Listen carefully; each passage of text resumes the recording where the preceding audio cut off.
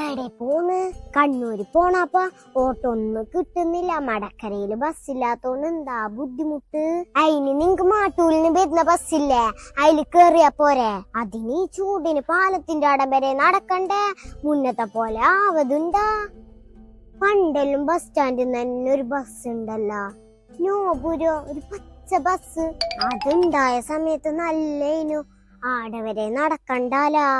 അതാ മാട്ടൂൽ താമസിക്കില്ലേ, അയാളൊടുത്തിനു പോലോ അത് നല്ല മൊഞ്ചാക്കിട്ട് ഓടുന്നുണ്ട് അടുത്താഴ്ച.